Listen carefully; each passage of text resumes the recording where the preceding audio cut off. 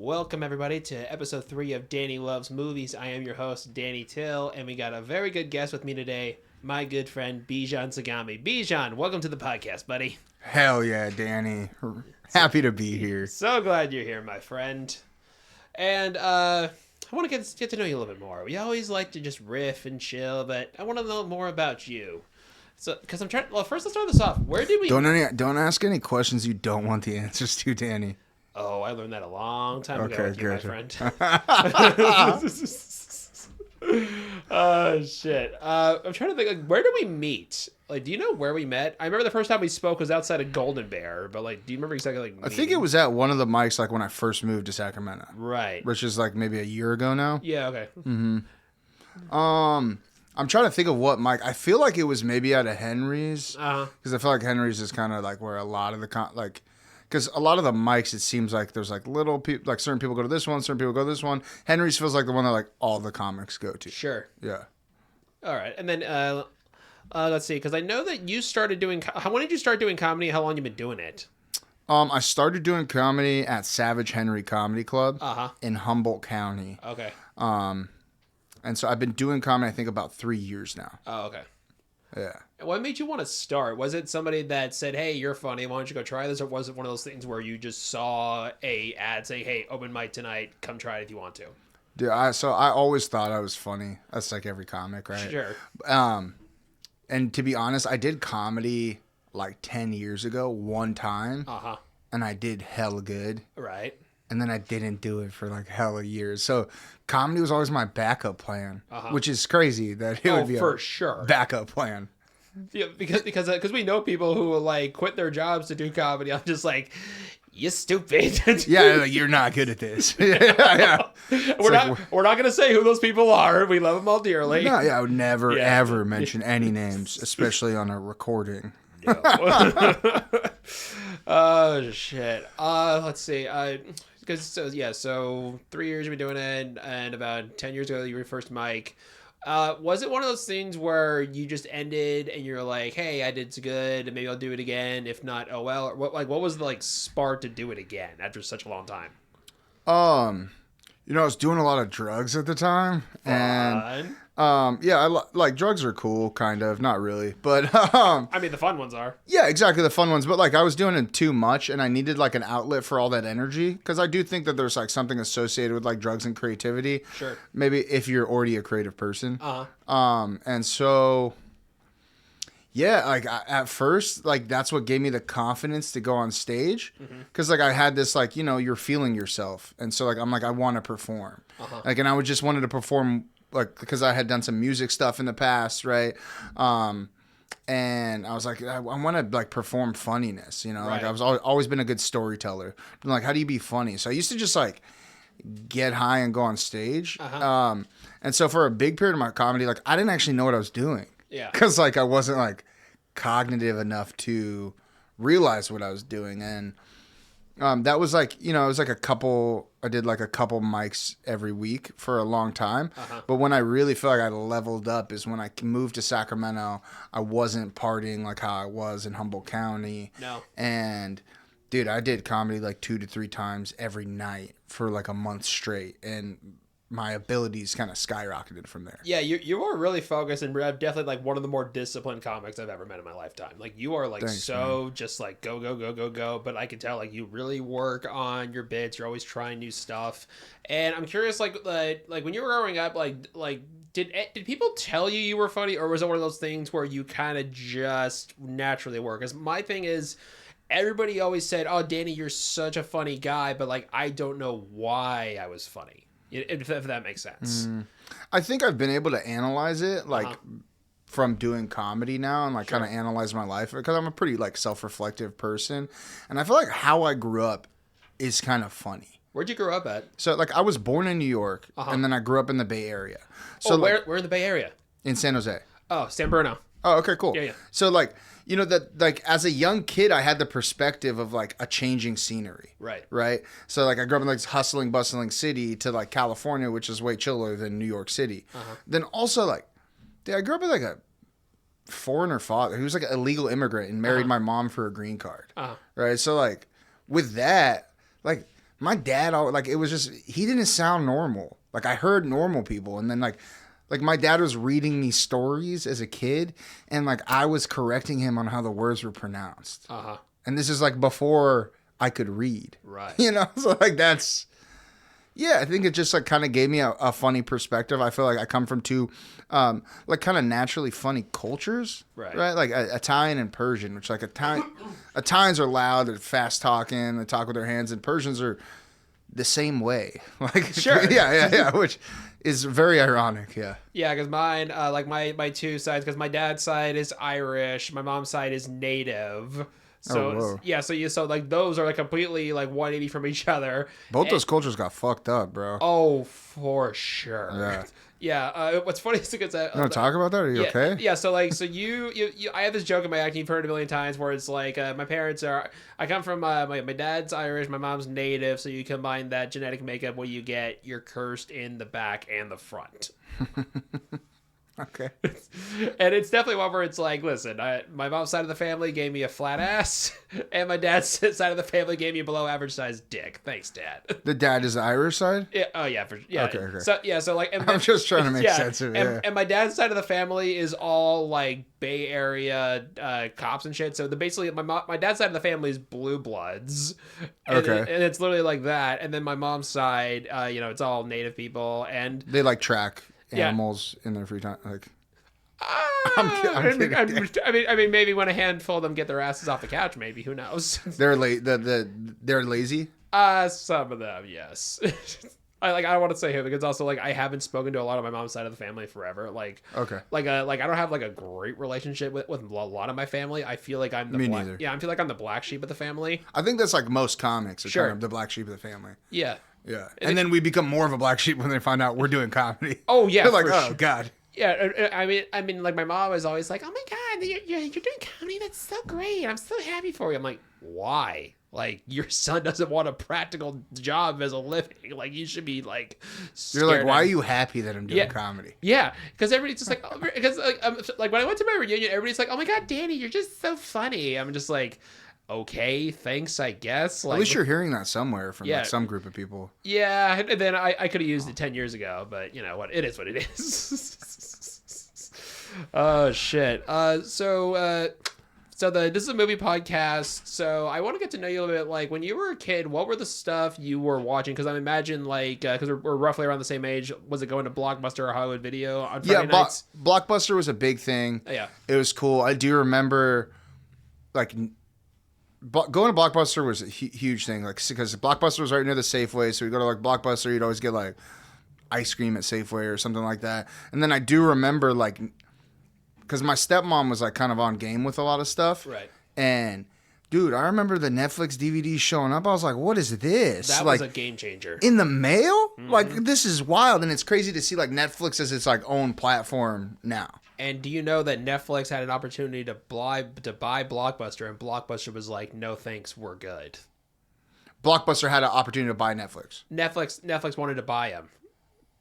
Netflix wanted to buy Blockbuster? Yeah, and then Blockbuster was just like, "No thanks, we're good." And now there's just and now they're not good. Yeah, I mean they have the one store in Bend, Oregon. Have you been to it? No, I haven't. That sounds like a fun thing to do. I went there 6 years ago. Walking through was a trip. Like like when you walk in, it just feels like you're, in the early 2000s. It just smells like plastic, which is exactly how most video stores would smell. And just holding one of those, like with like the video store locks inside the case that you had to like hit on the little machine to get to open it up. Because I will say I like Blockbuster, but they had like special candy, right? At yes, Blockbuster, I think like it was so. like nobody had candy like that. No, and then I will say though, Hollywood Video does have one advantage, was that you can get the new releases for 5 days, whereas Blockbuster was only 2, like 2-day rental minimum. Whereas, what do you need the movie for 5 days for? Maybe you want to watch it again. Okay. Yeah. I thought you were gonna get like a full argument about this. Like, what the fuck are you talking about, Danny? No, I'm just like, all right, yeah, I guess. Let's see. And when you were a kid, did you have a go-to movie theater you would go to? I don't know about a go-to movie theater, but I do remember like one of my core memories as a kid is like I would be sitting and like I always had a bedtime, right? But my parents would always stay up late, and so like I remember sitting and my dad would be watching a movie, and like if I was quiet enough, you could sneak behind the couch and watch too. I could just wait it out, and he would forget to tell me to go to bed, right? And so like I would be hella quiet because I'd be like, dude, I don't, because it would suck because sometimes you wouldn't. Then you never got to finish the movie, right? Like if they returned the movie the next day, you didn't get to watch it. Or like he would forget like he was watching a bad movie that I wasn't supposed to be watching. Right. Yeah, that was like my core memory was like sitting on this couch being like, dude, I hope I get to finish this movie. Because there was always like the anxiety of like, dude, he might remember like it's past 10 o'clock. Yeah. And when you were a kid, did you have a movie like do you remember the first movie you watched or the first trailer for a movie that just blew your fucking mind where you were just like, oh, this is on a whole other level? I remember the first movie that I watched, I was like, wow, this movie's like really well done, and it was like Princess Bride. You know what's funny? I didn't watch Princess Bride for the first time till last year. And I was like, as a kid, I was like, it's so gay that like this is my favorite movie. I was like, it's called Princess, like, but it's actually like a pretty badass movie. Oh, dude, like I feel the same thing because when I was like 5, I think it was when that first Princess Diaries came out, and I watched both of them recently last year. They're great. But I feel like also that was one of those Disney movies where even though it is rated G, it's for everybody, it feel like that was a time where you marketed, okay, these are the Disney movies for boys, these are the Disney movies for girls, and these are maybe the one or two that you can all like. But I'm watching this, I'm like, this is terrific. I don't know how this missed me when I was like 5. And I think Princess. I'm talking about Princess Bride. Yeah. I was going on a tangent, but I was going on your thing. Yeah. But like Princess Bride, like that's a good example of that. I didn't want you thinking Princess Diaries was my favorite movie as a kid. It's very important to me. No, I was going on a random fucking tangent. For me, it was when I talked about it in the first episode. It wasn't even the first time I saw the movie. It was the trailer for the 20th anniversary of E.T.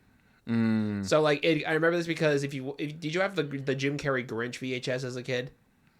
Dude, so like, there's a lot of movies because I was raised as a Jehovah's Witness. Oh, so like, there's a ton of movies I wasn't allowed to watch, but like my dad wasn't. So I tried.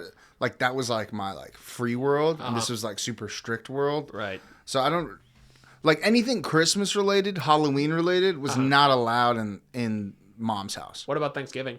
Anything about this Thanksgiving thing, or is that kind of in the same? They don't celebrate Thanksgiving, you know, like they don't celebrate any holiday. Yeah, they don't celebrate any holidays, right? Yeah, Do they celebrate birthdays? No birthdays. Oh, so you didn't have any birthdays as a kid, essentially. Dude, like my dad would like sneak them, you know. Sure. But like I would feel guilty about it. Like I would feel bad. Yeah. Like sure. I'm like I'm not supposed to enjoy this, which is weird. It's like a kind of weird thing to go through.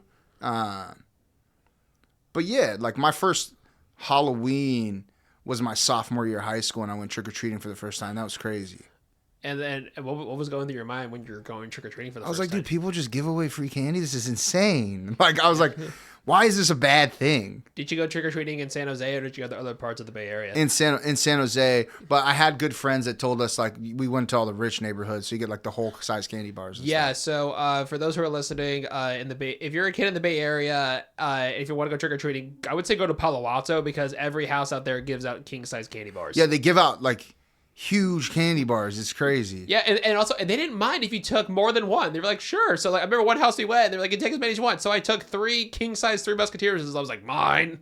And they were just like, yeah, no, it's fine. Take whatever you want. Have a good day. I was just like, okay, like Palo Alto rules. Do you remember those Musketeer commercials? The 3 Musketeer commercials? You know what's funny? I don't remember.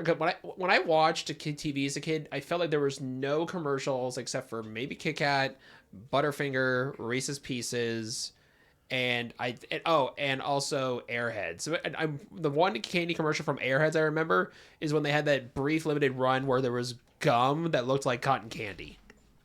Do you remember that? I don't remember that one, but I remember like the 3 Musketeers. It would always be like floating, and there'd be like chicks fighting over, like trying to get it in the air. Like they would be. It always floated though. There was only candy that like floated. I was like, that must be a magical candy. They're not good. Do you like them? I liked them as a kid. I haven't had one in a very long time. Yeah. I recently discovered the Milky Way like 7 or 8 years ago, and I was like, this is the shit. The outer space universe? Sure, that too. I will say that, like, because I'm not a fan of peanut butter, I've never. You don't like peanut butter? Yeah, I gotta go, but it's not gonna work out, bro.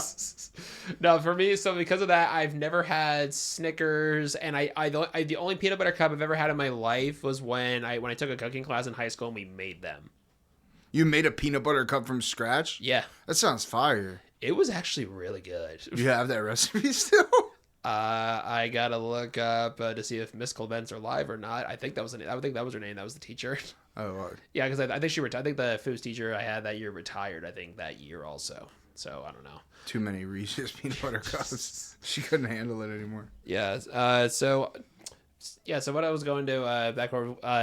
When I watched that first trailer of E.T. and just like remember like the really good trailer narrator voices. Mm-hmm. So this one goes, he's lost, he's alone, and I was that was just in. So then when I saw the movie for the first, and when I saw like the what is known as the Amblin logo, the shot with them flying over the moon, mm-hmm. That's where I'm like, this is something different. And that was a moment where I clicked like, I want to go into the movie business. And I got to meet Henry Thomas and Dee Wallace back in October at the convention that they had over by the university.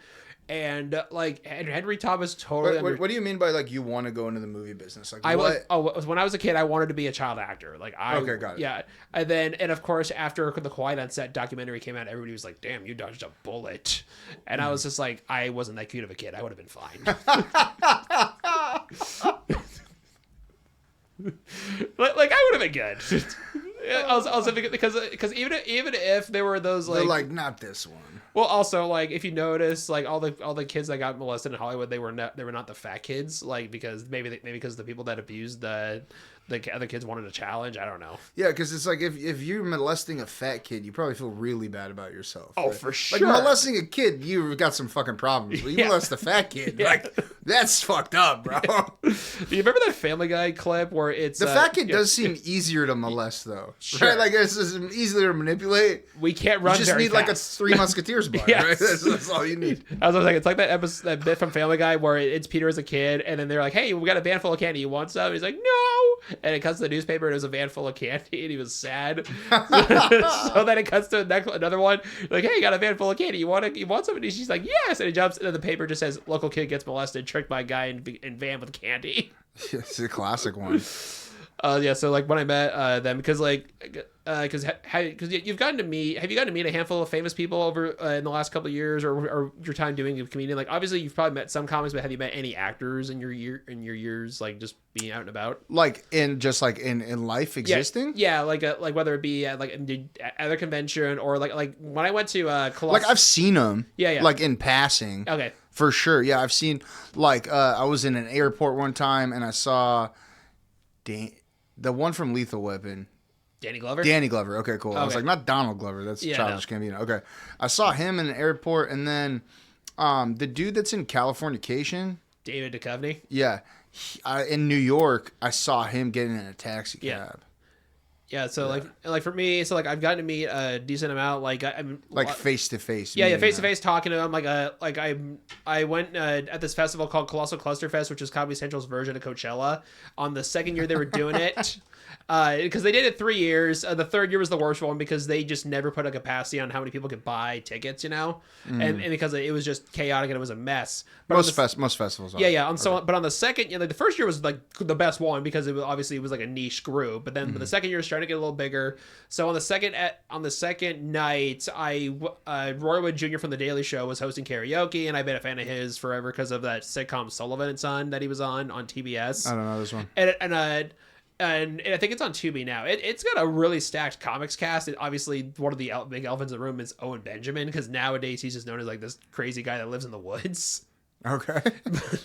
but like, so I met him and then I talked to him. I was like a huge fan of like Sullivan and Son. He's like, "Wow, that's a deep cut." I'm like, "Yeah, that's how I discovered you. That's how I discovered Ahmed, Steve Byrne, et cetera, et cetera."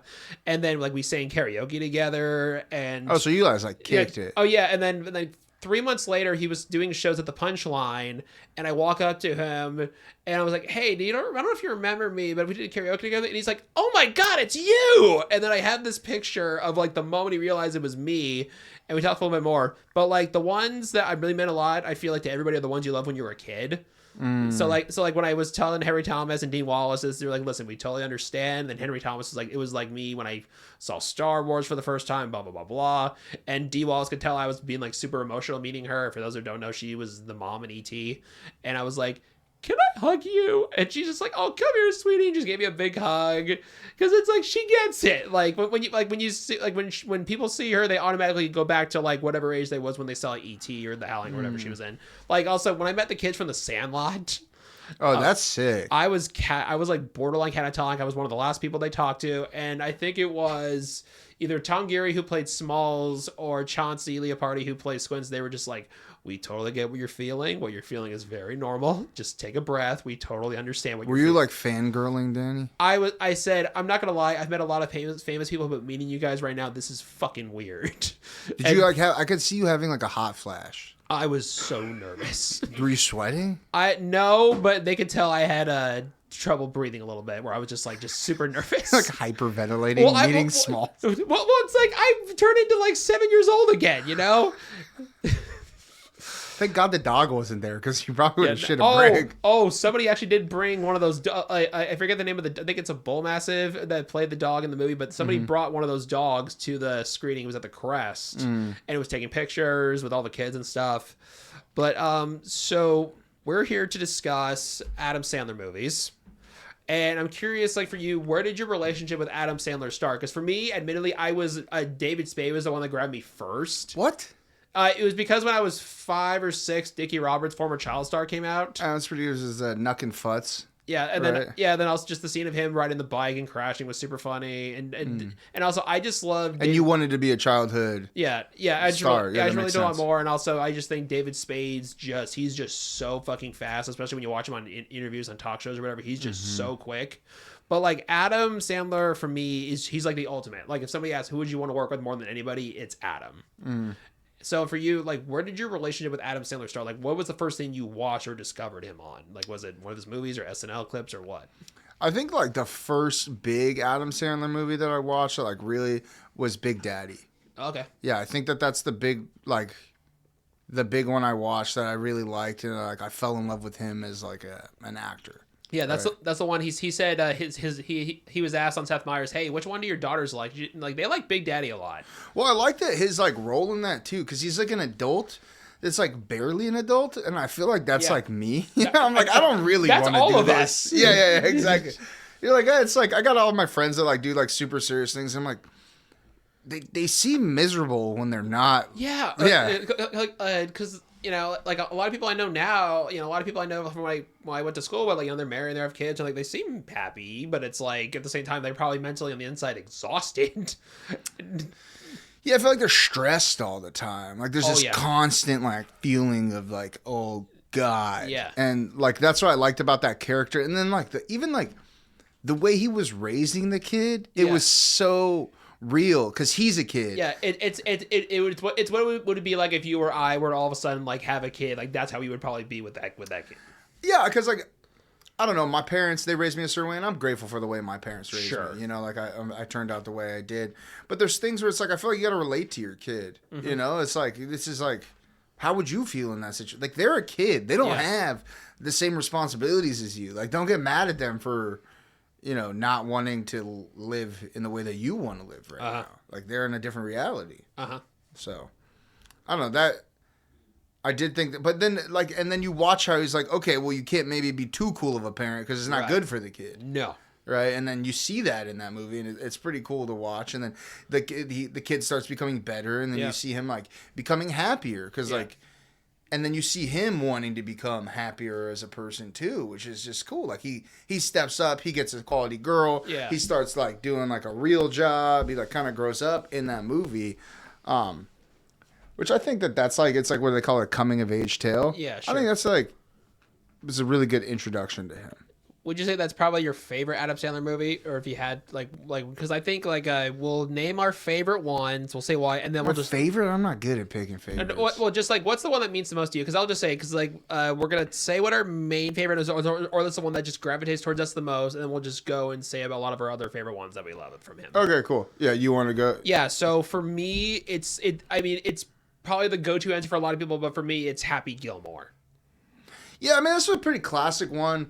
I think I watched Happy Gilmore after I had seen so many other Adam Sandler, because that was one of his first, right? That and Billy Madison. Yeah, so like in regards to leading roles, like yes, that was like Yeah. So Billy Madison was the first one, and Billy Madison is really tight between that and Happy Gilmore, because I like Billy Madison. You on YouTube they have like reactors like that'll just react to like movies and shows. Yeah, or it's whatever. bullshit. Yeah, so like there are certain movies I like to watch people's reaction to and just skip to like what do they think of these certain jokes or certain beats. Billy Madison is one of them. Mm-hmm. And I just think that movie's just filled with just so you can tell it's a lot of bits come together to make a movie. In terms of like you had so many ideas and then you get them in 90 minutes worth. Like the scene where they go, hey, who would steal 30 bag of lunches? And it just cuts to Farley and his two friends just eating all the school lunches, and it doesn't make any sense why his friends would be there. He's just like they wanted to do like this. they're just there. Yeah, they're like, we need to do this. And then, but so like Happy Gilmore for me, I think like that's probably his most heartfelt, and also like Ben Stiller in that movie just is so fucking funny. Wait, Ben Stiller and Happy Gilmore? He's the orderly that's abusive towards the grandma. Oh yeah. And they brought him back. Yeah. In the remake of Happy Gilmore. Yeah, well, not the remake, the second one. And did you see Hubie Halloween? Oh, I didn't watch the whole thing. He's in the opening of Hubie Halloween. Yeah, that's a crazy role for him. Yeah, my favorite. It's kind of almost the same character as he plays in Heavyweights. Yeah. Oh yeah. It's like the same kind of guy. It's like a psychopath. Yeah, I watched that recently, and that's another one where I'm like, this holds up so well, but I understand why Disney would not make that movie today. Yeah. Yeah. I mean, it's fair, but I'll say it has one of the best insults I've ever heard, where it's like, "Hey, Tony, you're a loser. You're a loser with a skinny wiener." And like that's just the most random insult to hear from a fucking 12-year-old. If they remade that movie, it would probably be with like girls that are bigger, and it would be like a body positivity camp. Sure. And they wouldn't be trying to lose weight. Yeah, I would say they'd probably be eating too much. Yeah, like what I would say that like some people say like, oh, you couldn't make it because of this, but I do appreciate in that movie they are like, hey, it's all about like taking responsibility for what you're doing, and then they start to change towards the end. But like with Happy Gilmore, it's the scene where the grandma is first in the home, and she's like, hey, I would love a glass of warm milk before I go to sleep, and then Ben Stiller's I'll give you a nice warm glass of shut the hell up. Now you will go to sleep, or I will put you to sleep. Yeah, he's very abusive in that. Oh yeah, and then for whatever reason they cut this scene from the movie. It's on. You know how sometimes on TV they have extra scenes if a movie's super short to make it up to 2 hours. No, but I know I like watching the naughty not the naughty version, but like the R version, the TV version, and what they replace the words with is some of my favorites. Yeah, so one of the scenes they have on the TV version of Happy Gilmore, it's when because they never address like, hey, how would Happy react if you find out the guy's treating his grandma like shit? They never see it in the regular film, but on the one that airs on TV, they have a scene where he throws him through a window. Yeah, I've seen that scene. Yeah, so that only airs on television, and the number one comment on the YouTuber is like, why the hell do they not include this? It would be the most like. It's great. It's very satisfying. It's fucking great. Yeah, because how dare you disrespect grandma? Yeah, so like for Happy Gilmore for me, and so like for you, like if you really had to pick like one, like or what the one you've either seen the most, or the one that just hits you in the right way, or like if you feel like watching something, like what would you be your Adam Sandler movie to watch? Do you know which one's like really calling me right now? Is Mr. Deeds. Mr. Deeds, I watched that recently. Mr. Deeds holds up pretty well. It's pretty fun. Like it's really sweet. It's really sweet. It's really good. Dude, and then I love the side character. Mm-hmm.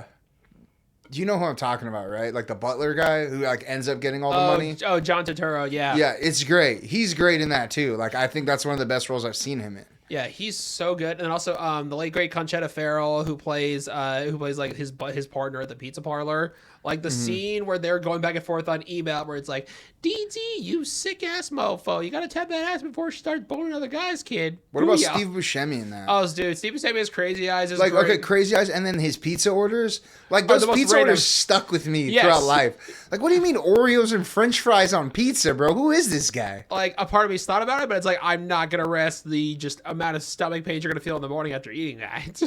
Dude, I make that risk often, man. Oh yeah, it's funny though. It was like my big risk today. So I was at work. I spent half my lunch break. I got a rice bowl and I was choking on a carrot half my lunch break. Choking on a carrot sounds like a good like album name for like a rock band. Yeah, it was one of those slice pieces where it was like the size of a quarter. Is because I bit into it and I accidentally like breathed in and then it just went down my throat hole.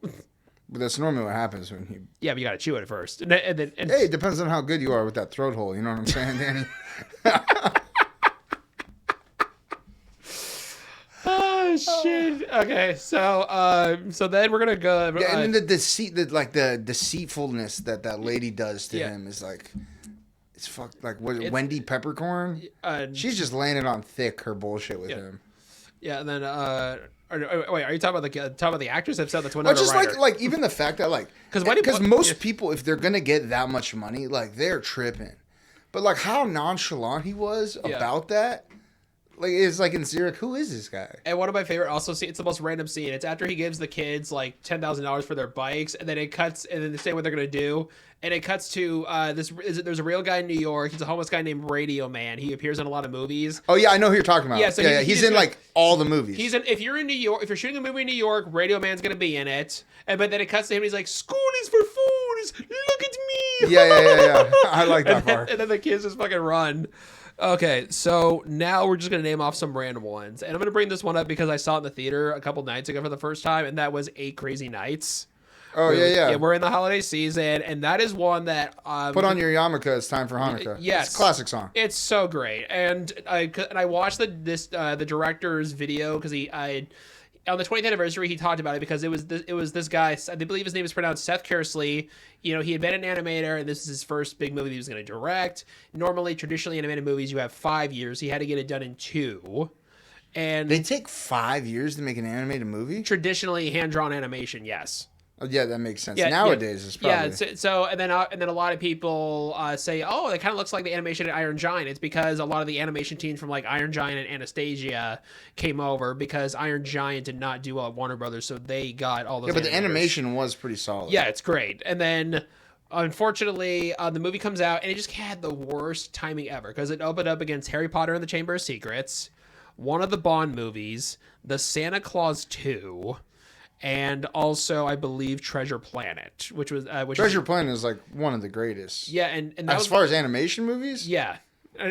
So I saw that one recently. I got to rewatch it again. But so then the movie just came out and went. It didn't do great. Wasn't very well received, like a lot of Happy Madison movies. Mm-hmm. And after that, you know, he did a pilot of Kingdom Hearts, and then he's worked on other stuff. He works on Family Guy, works on Phineas and Ferb, but like that was his one movie that he's done. He's trying to get the next one. So he's had this mixed relationship, but he's grown to realize he made a cult classic because every year people tell him, I watch it every Christmas, I watch it every Hanukkah, whatever it is, and it hits if you want to watch a cartoon where it has good songs, you know. I don't think I actually ever seen 8 Crazy Nights all the way through, just like clips and then I know the song. Yeah. What about you, Philip? What are your thoughts on 8 Crazy Nights? I love that movie. I tell you, that's like one of my favorite holiday movies.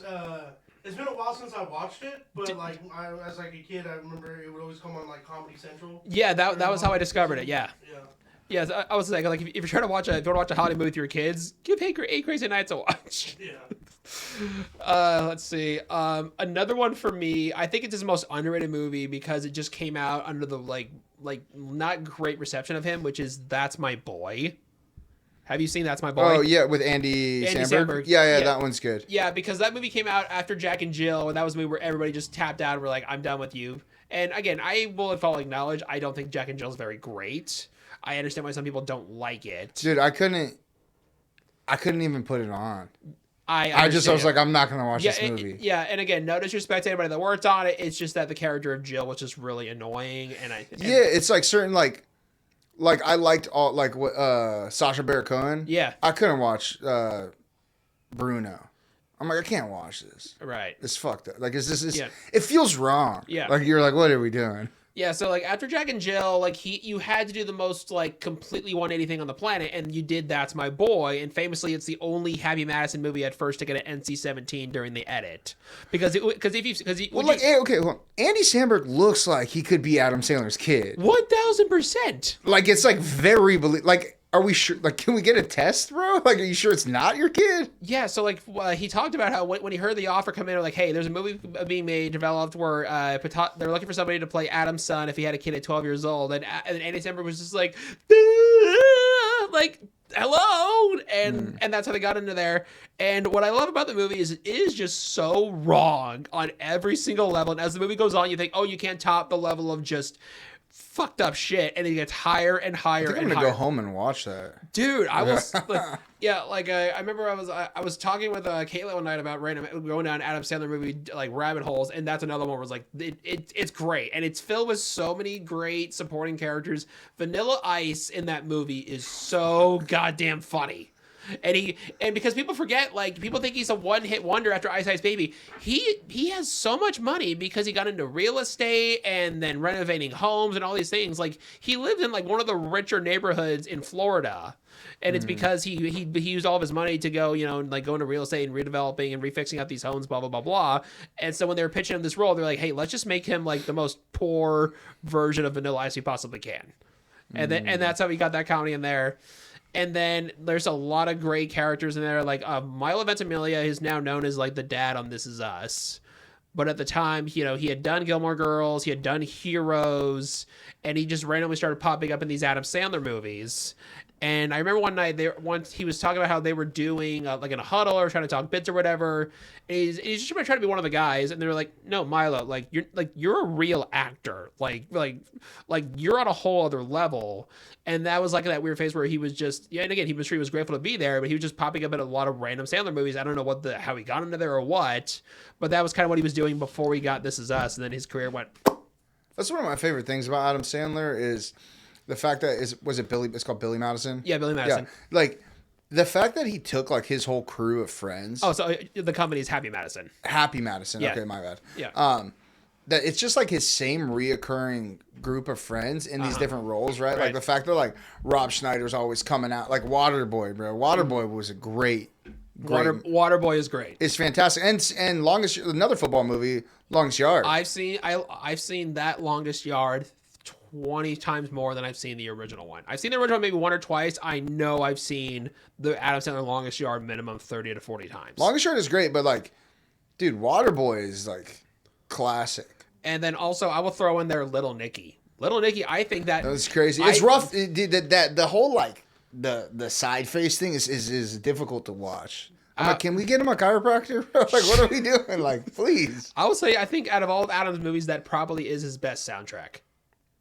I mean, it's got to be, yeah. Right? It's like demonic. Yes. You got to rock and roll that shit. And then I would say also one that just hit for me in the right way, because I think because it was 13 when I saw it, which is Grown Ups. Grown Ups is good. It's classic. I do like the synergy and chemistry between all of those actors. I think they do really well together. Even Grown Ups 2 was really great. Yeah. There's like this one scene where they make fun of this, like the girls in that. Yeah. They make fun of the dude from Saskatchewan.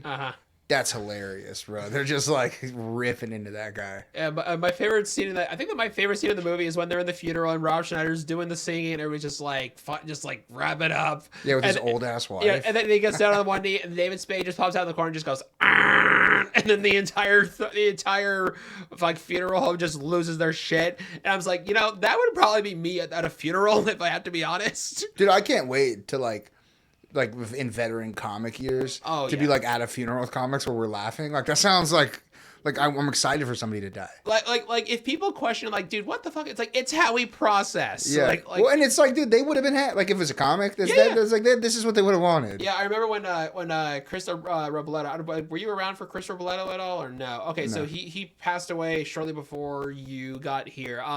He's been in the scene for a few months. He was like really young. He was like 21, 22 years old. I've heard about it. Yeah, and I found out on Thanksgiving Day that he got killed in a river rafting accident, and we were all just sitting around Henry's. He like tried to save someone's life and then. I don't know the exact specifics. That's what I heard. Yeah. So and then we're all sitting around Henry's and we're all just like raising a glass to Chris, and then Marcel Whalen just goes to Chris. Should have learned how to swim. That's fucked up. Bro. We were all just like, God damn it. A, that's fucked up. And then also B, we're all thinking. Marcel's just, he could say that because he's so buoyant naturally. Yeah, but also B, we're all thinking, why the fuck did we think of that? Because that's fucking funny as shit. You know, Adam Sandler movie I really like. What? And I know you're going to be able to help me with the name. Yeah. The Jewel, was it the Jewel one? The Jewel one.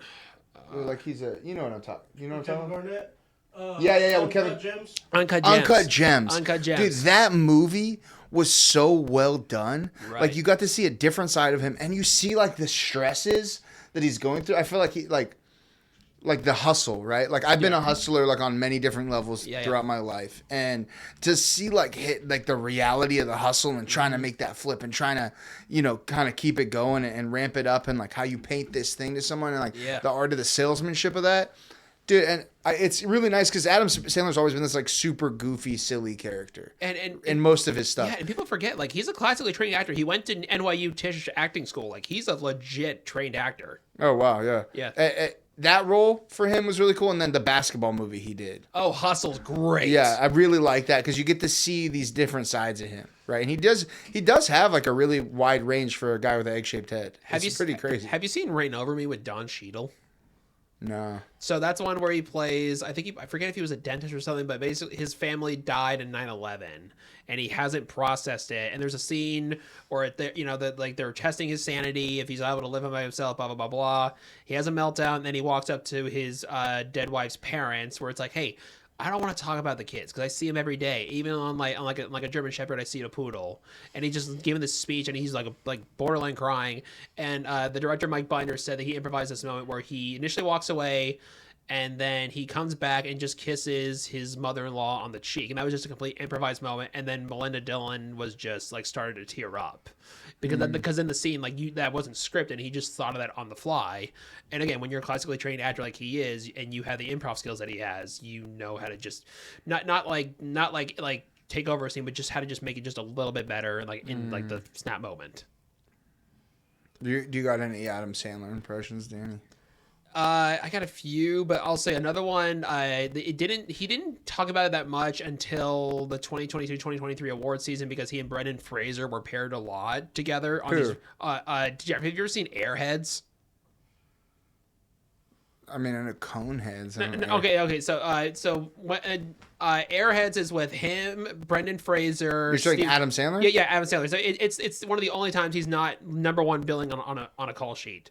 So it's Brendan Fraser, Steve Buscemi, Adam Sandler, and then like Chris Farley's in it, David Arquette's in it, Joe Mantegna's in it, and it's basically a rock band wants to get their demo on the air, and they take over a radio station and hold it hostage. It came out in like 94. It just came and went, and I realized he never talked about it that much over the years.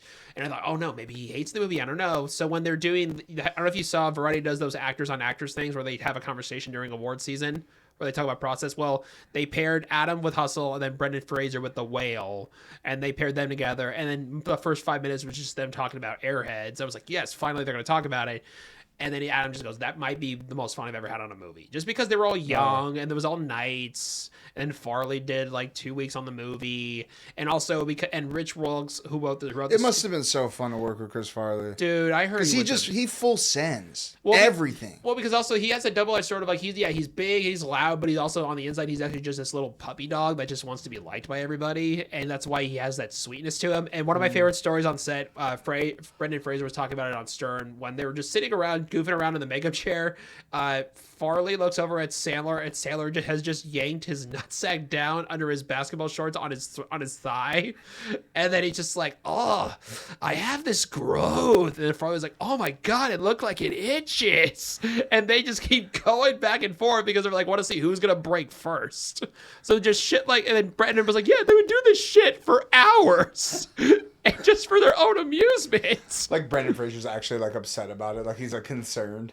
I don't know, man. But okay, so like for me though, when it comes to like Sandler impressions, because admittedly that was one of the first like him and Jim Carrey were the first two comedy people where I like really honed in on just like impersonating and stuff.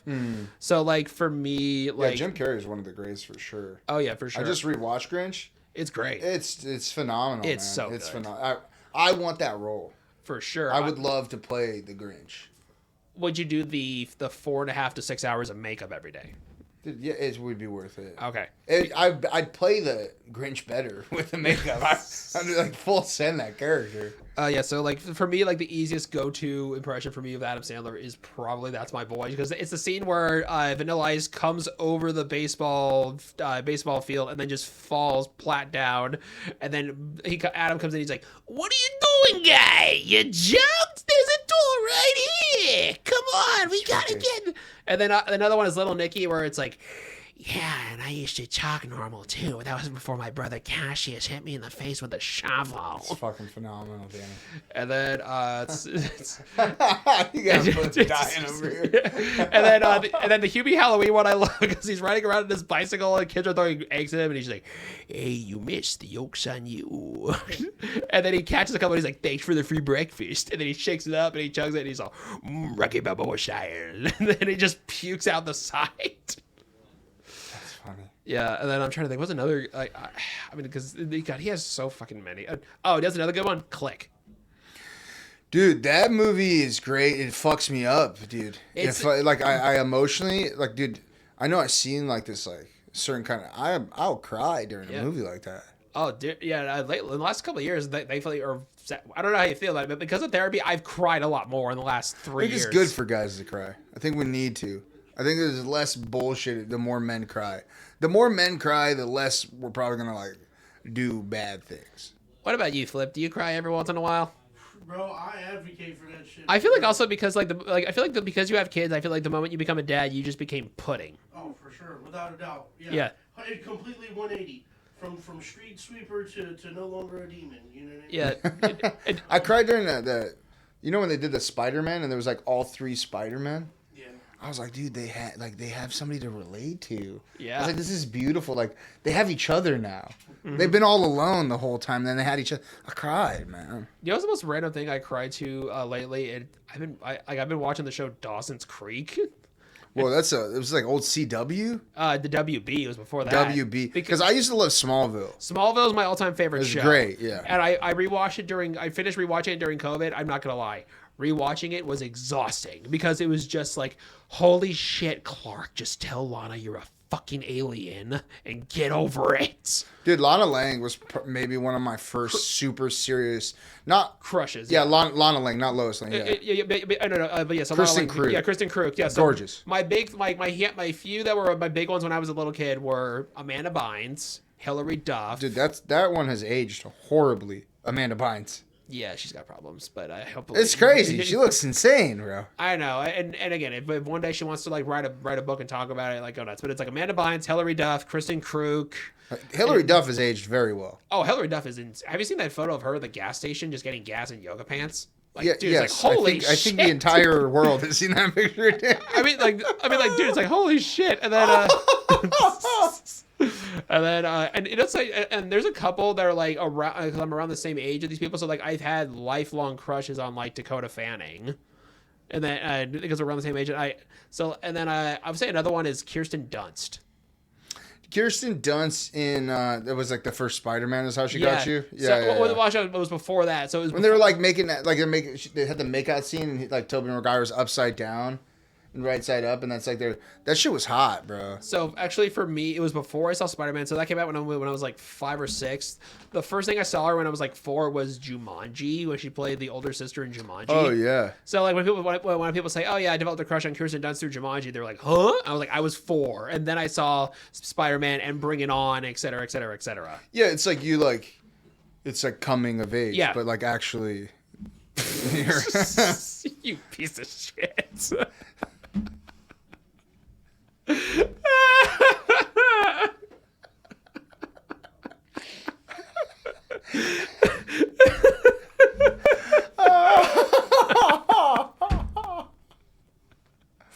That was fun. God damn it! That's gay. You're just trying to be like an entertaining podcast. What are you doing? Yeah. You want like a dry podcast, right?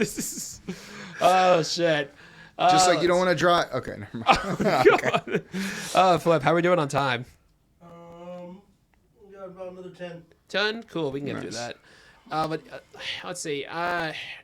No, it's funny though, like, and we can even talk about like what are some of our favorite Happy Madison movies that are not even Adam Sandler. Like he produced them, but he's not in them.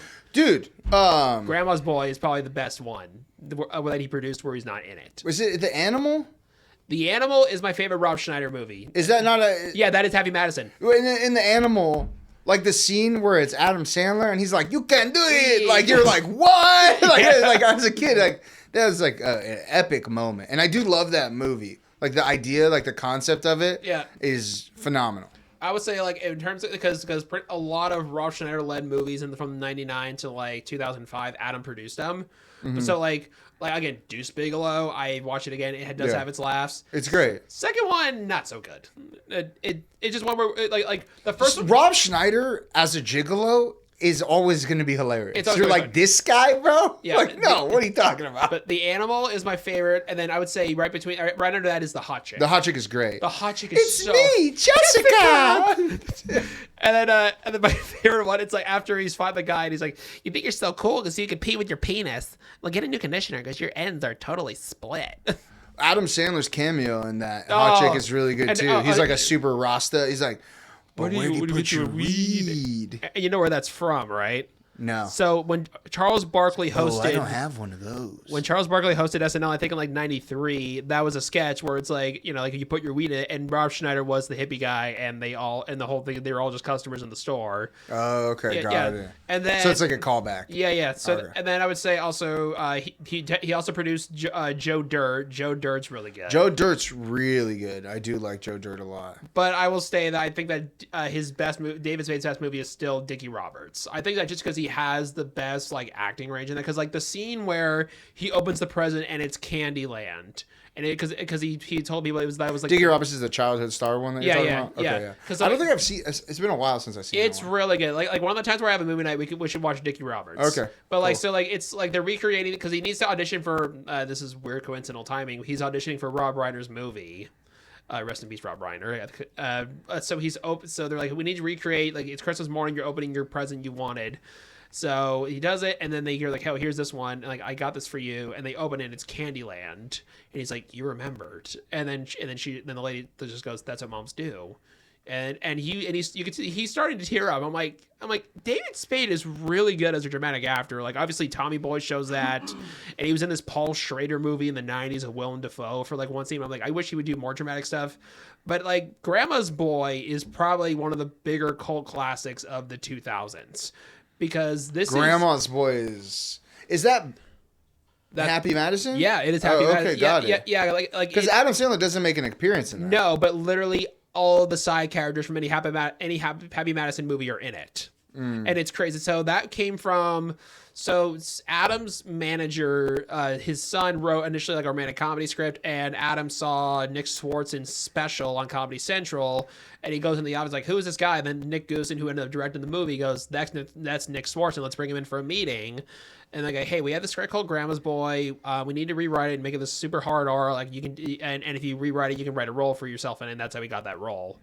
Which is a hilarious role. And then also Alan Covert, he went to college with Adam along with like his writing partner Tim Herlihy and a bunch of these other people. They all went to college together. That's his like only leading role he's ever had, and he's been in most Happy Madison movies. I mean, he was written as one of the buddies in Billy Madison, but because Adam didn't have like full control yet. He's like the piece of shit in Mr. Deeds, right? Yes. Yeah. And then also he's the caddy in Happy Gilmore. Okay. Yeah. So, yeah. That's it. He's like, but he's quiet the whole time. Yeah. He's like the hobo. He gets him. He's like a hobo, right? Yeah, pretty much. And then also like Dante is in that movie, and by the way, Dante follows me on Instagram. Really? So me and Stevie were supposed to... The drug dealer. Yeah. So me and Stevie were supposed to go to the show at the Boardwalk, and he was going to be the host, and I won tickets. I was like, yes, this is great. And I get there early, and I randomly meet the headliner of the night, Scotty Austin, at the bar. And I was like, oh, shit. I'm like, that's Dante? No. So the actual guy's name is Peter Dante. So then he's hosting a night that had the musician Scotty Austin, and then I was like, oh hey, is Dante showing up tonight? He's like, so unfortunately Dante had a family emergency, blah blah blah blah, it's whatever. And I just reach out and say, hey, sorry to hear about your family emergency, hope all is well, blah blah blah blah. And he just said, thank you for your kind words. He did the prayer hands emoji, and then he just gave me a follow. I was like, oh shit, that's cool. That's pretty tight. Yeah. And then like Grandma's Boy, famously, that movie came out, nobody saw it. Let's call him right now. No, I'm not gonna do that. I'm not gonna do that. But like, so that movie came and went. The only person I know that saw that in the theater was my brother, and I remember because he said, I'm going to the movies, and I was like, oh, what are you seeing? He was like, Grandma's Boy. I'm like, okay. And the movie comes out and it makes no money. It only made $5 million in the theaters, but Nick Swartzen knew the moment it hits DVD, this thing's gonna fucking blow up, and it made $100 million on DVD, and it's one of the most stolen titles in the history of Blockbuster. What do you mean stolen titles? No, but the CEO of Blockbuster met Swartz, and he was like, no, and the guy said nobody ever returned the fucking DVDs. They kept them? They never returned them. That's a fire ass movie to steal. I mean, honestly, it kind of makes sense. And right? another one that he produced, it's not great, but it's so goddamn funny, is Strange Wilderness. Oh, dude, Strange. Because what's the one? He's in that, and he's not in any of the other movies. Oh, fuck. He was in like That Thing You Do.